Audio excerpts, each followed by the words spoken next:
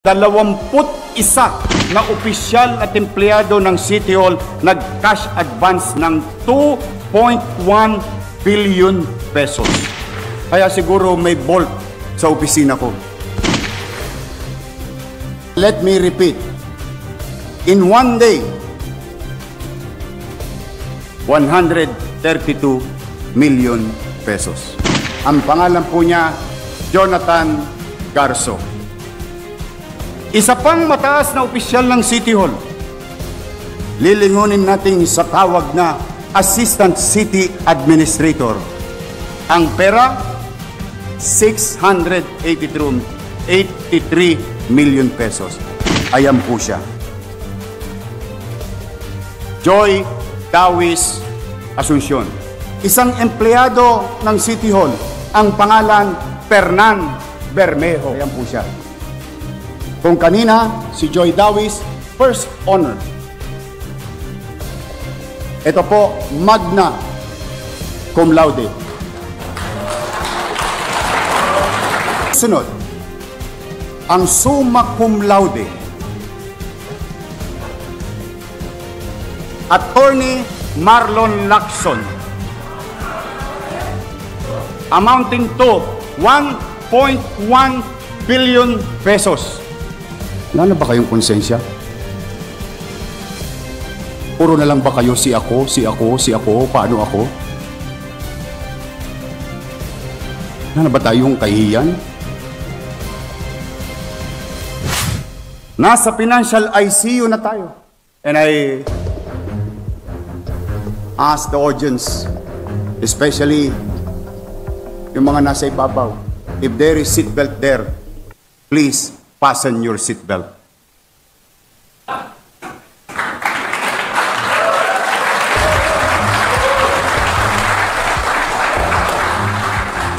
Kasi baka mahulog kayo sa bangko sa susunod kong ilalahad na tunay na katayuan ng ating lungsod. Nasa financial ICU ng City Hall sa panahon nila, kung makapag-cash advance pa ay wagas at walang pakundangan. Election-related work but thinly masked as public service costs. Cash advances by the special disbursement officers ballooning to 3.8 billion pesos. Cash advance. Naalala ko si Mayor Lito Atchesa noon, 10,000 lang yata, ayaw pa mag-cash advance eh. Let's call a spade a spade. Madalit salita, wala nang ang kita, puro bali pa, kaya nagkabali-bali ang buto ng kaban ng bayan.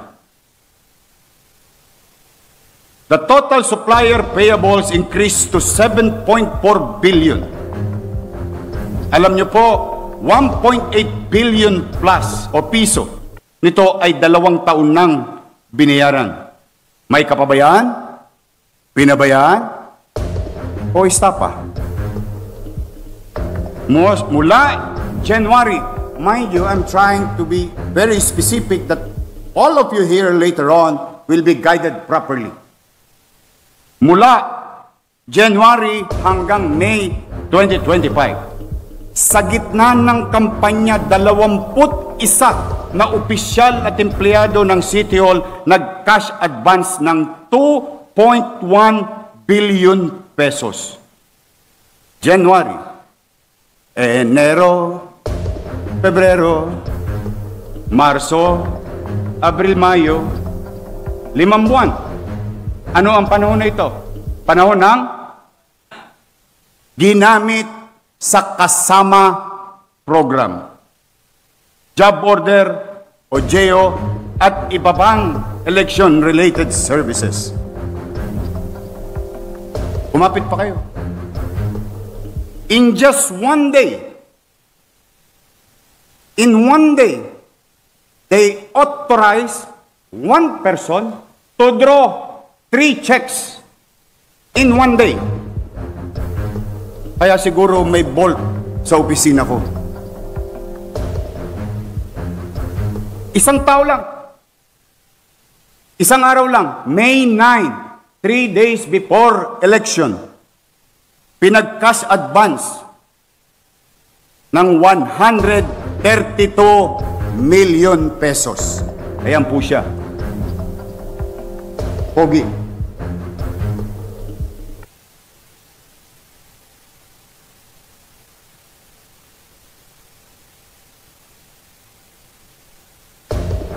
Mind you, and let me repeat, in one day, 132 million pesos. Ang pangalan po niya, Jonathan Garso. Kahit na ipinagbabawal ng Omnibus Election Code, ang titigas nyo, ang lupit nyo, para kayong alkohol, wala kayong patawad sa mikrobyo. Basura kinukuha niyan eh. Isa pang mataas na opisyal ng City Hall, lilingunin natin sa tawag na Assistant City Administrator.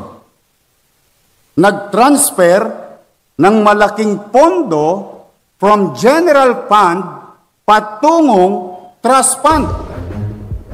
Yorme, wala naman pong masama doon, nag-transfer lang pala. Anong ibig kong sabihin? Gumastos ng 683 million sa trust fund at bawat, hindi tama, hindi otorisado. Nung mapubuking na, inutusan mag-transfer from general fund upang ibalik sa trust fund. Ang pera, 683 million pesos. Ayan po siya. Joy Dawis Asuncion. Anong buwan? January to March. Nang walang authority. Ibig sabihin, winawaldas natin yung trust fund and the basic concept of trust fund. That fund has dedicated or merong takdang gamit nagalaw kung saan dinalaw sa mga manonood o manatag kayo. Aalamin po namin yun.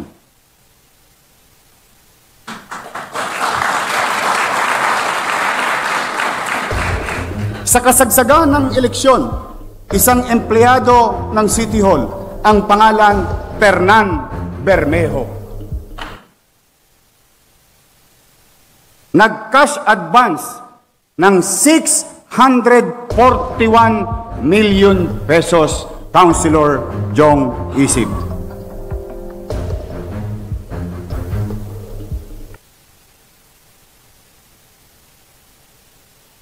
Kasi baka nagtataka kayo, bakit walang pambayad sa 10.2 billion? Service render, product receipt, product use, and so on and so forth. Nasaan ang pera? Unti-unti ko nang ipinamumulat sa inyo kung nasaan ang cash. Ayan po siya. Kung kanina, si Joy Dawis, first honor. Ito po, magna cum laude.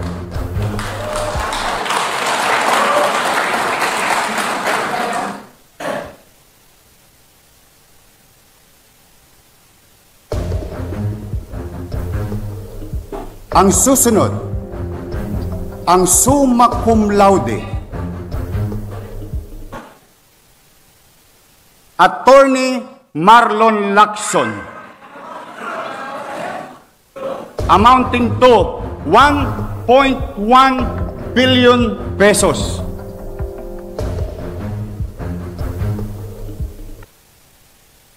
Sila ba'y may krimen na ginawa? Hindi ko po alam. Ano bang ginawa nila sa pera? Hindi ko pa po alam. Pero sigurado ako, one way or another, malalaman ko rin may nakinabang dito sa sesyon na ito.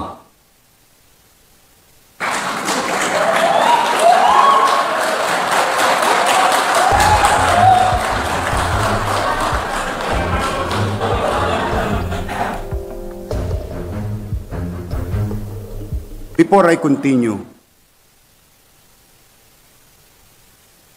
on a personal note, anong ginawa nyo naman sa Maynila?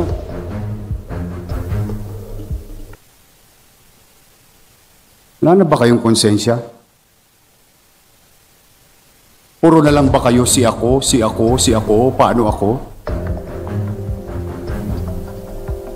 Wala na ba tayong kahihiyan?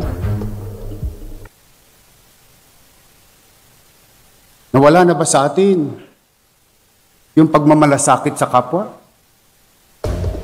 Puro kayo J.O. Tingnan nyo nangyari sa syudad. Makapagbintang pa kayo sa kampanya, wagas. Hindi ko lang talaga kayo pinatulan ng kampanya eh. Bakit? Ipinagpa sa Diyos ko. Bakit ipinagpa sa Diyos? Eh, ang hirap ng paliwanagan, ang taong nagtitengang kawali. Salamat naman sa Diyos.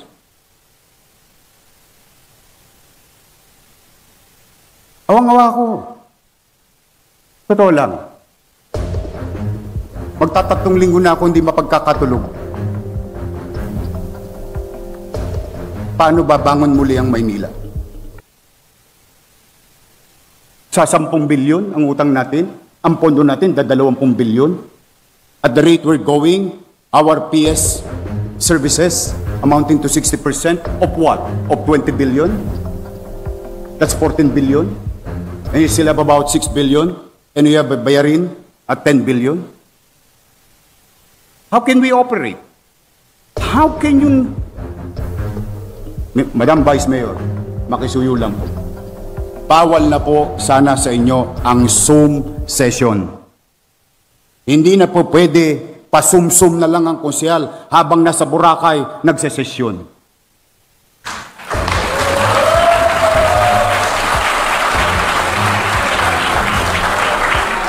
Ang sasarap nyo, ako hindi pa nakapunta sa Amampulo. Kaya ko naman. Hindi ko naman sinasabing masama yun. But if I may use the saying, for evil to succeed is for good men to do nothing. Ang pananahimik ninyo ay pagpayag ninyo na maghari ang kadiliman sa ating buhay at pamayanan. And I hope we start realizing we together repair this. We can repair this. We can heal the city.